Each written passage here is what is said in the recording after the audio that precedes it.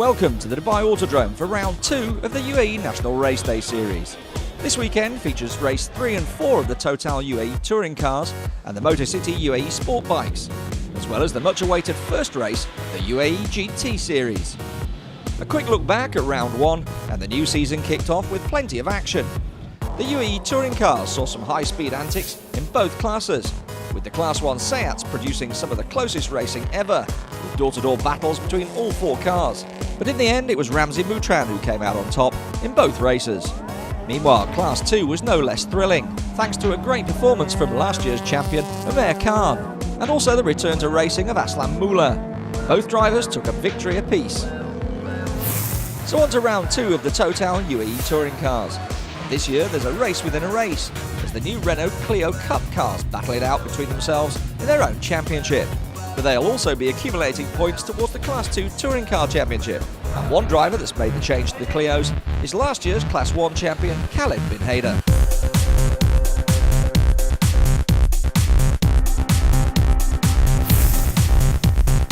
Khalid has been a stalwart of the UAE motorsport scene from its inception and has grown his Emirates racing team into one of the most formidable outfits on the grid. Khalid's regular ride has been the Seat Super Copa, but this season sees him taking on a new challenge in the form of the Clio. I did the Seat racing last year, and I've done the Hondas, and I also jumped into the Porsche GT class last year, and I have not had as much fun as I had in this car. It's quite nimble, it's like a go-kart, it's easy to drive, and it's really challenging because all the cars are so equally set up, so it's a matter of having a good driver and a good racing technique. And that technique has been developed over many years. Khalid was first introduced to karting after his father decided he was becoming somewhat of a reckless teenager, riding motorbikes off-road. However, once behind the wheel, he was hooked and continued to race karts until he went to study in France. A friend of mine took me to a track day in Le Mans, and we had a small Renault at the time, which was built for the street, so there was nothing special about it. Just swapped tires and took it out for a track day, and I loved it, and decided that I was going to do something about it when I got back to Dubai. After returning to Dubai, he continued racing in autocross, but he eventually made the move to touring cars, primarily because it was relatively cheap, and also because his workshop business could prepare and service the competing cars. Today, Khalid is principal for the Emirates racing team, but work, family and racing have always been difficult to juggle. I don't actually prepare at all. I try to come for track days, I try to come for practicing, but again, commitments doesn't allow me. Sometimes I just go for it in the race. And judging by Khalid's results, that's exactly how he approached race day 2. After qualifying second in class behind Frederic Galliard, the Emirati got off to a flying start, and by lap 5 had passed the Swiss driver. And despite a concerted challenge from Greek driver Alexandros Anivas, Khalid went on to take the checkered flag, just 1 second ahead of his rival. Race 2, and it was almost a carbon copy of the battle between Galliard and bin Haider. The Emirati once again passed the Swiss and managed to pull out a 2-second gap at the finish line. But he didn't make it easy for himself. Actually 2 mishaps. The first one was trying to overtake on the outside, and the guy didn't see me, so he went wide and pushed me out. And the second one, I thought I selected a gear and it was in neutral going around the corner, and it just went wide. So I went out of the track and then rejoined the track in 3rd place in our class. So I had to chase the boys down. Off the track, Khalid works very closely with his team engineers and relishes being able to translate his technical knowledge of the cars into perfecting their setup for each race day weekend. But it's still early days in the Clio Cup Championship, and future racers will undoubtedly test the local driver to the limit. The idea is not to be first, but the idea is to actually enjoy the experience and try to gain some more experience and some more knowledge in different situations.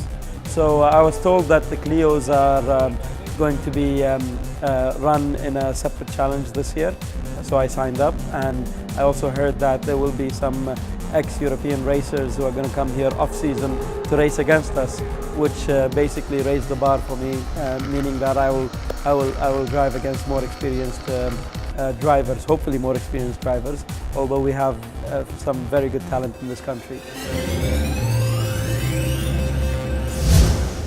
A look at the rest of the action in the Total UAE touring cars, and there was plenty going on. Mohamed Alawais pulled off a storming lap to qualify in pole position in Class 1 ahead of Ramzi Moutran. Moutran is running a very strong car. We'll hope to keep up or see how it goes. The lap 57 driver then got off to a flying start and quickly pulled out a decent lead over the rest of the field. From here, Alawais never looked back. He crossed the line in first place, 8 seconds clear of his rivals. Behind him, and Nader Zahour managed to escape the technical difficulties of the last race meeting, but try as he might, he couldn't catch Alawais and finished second. Unfortunately for Moutran, he couldn't find his winning form of the last race day and had to settle for 5th place in race 1. Ahead of him, and Kostas Papantonis just managed to hold off Martin Johnson to take 2nd place, with Johnson 3rd.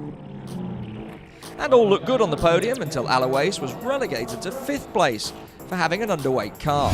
So, confirmation of the race 1 results, and in Class 1, Nader Zahour took the win with Kostas Papantonis in 2nd and Martin Johnson charging all the way through to take 3rd. Meanwhile, the Class 2 race was won by Omer Khan, closely followed by Rupesh Chanaki, and Aslam Muller grabbed 3rd. Race 2 saw plenty of action also. A fantastic drive by the Jordanian driver Nader Zahour saw him lead the race from the start, only to be pipped at the post by Ramzi Moutran after running wide at turn 16 on the very last lap. Zahour's error was compounded further with Kostas Papantonis also slipping past to grab 2nd place on the podium, leaving Zahour having to settle for a disappointing 3rd. Or so he thought. More race infringements came to light during scrutineering, this time resulting in the Greek driver Kostas Papantonis being excluded from the race results for a data logging omission. Spare a thought though for Mohammed bin Ghanem. The Emirates Racing Team driver failed to start in both races after a spectacular crash during qualifying. Thankfully he was unhurt, but the shunt marked the end of his race weekend. Meanwhile in Class 2, no luck for Omer Khan this time around, with the Race 1 winner forced to retire with gearbox problems. This left the door wide open for Rupesh Chanaki, who seemed to have the legs on the lap 57 Honda of Aslam Muller. And not far behind Muller was the Honda Civic of Spencer van der Pal. With Khan out of the running, this put the Englishman in with a potential podium place. But despite a spirited battle from Aslam Muller, it was Chanaki who crossed the line in first place, closely followed by Muller in 2nd, and van der Pal some way behind, but still in 3rd. However, once again there was controversy as Chanaki's car was found to be underweight, and he was dropped to 10th place overall. This gave Muller the win, van der Pal 2nd spot, and Khalid bin Hader, racing in the Clio class, 3rd place. So after a premature podium awards, confirmation of the amended results meant that in Class 1 it was Ramzi Moutran who once again took the win, with Nader Zahour now in 2nd place and Martin Johnson in 3rd.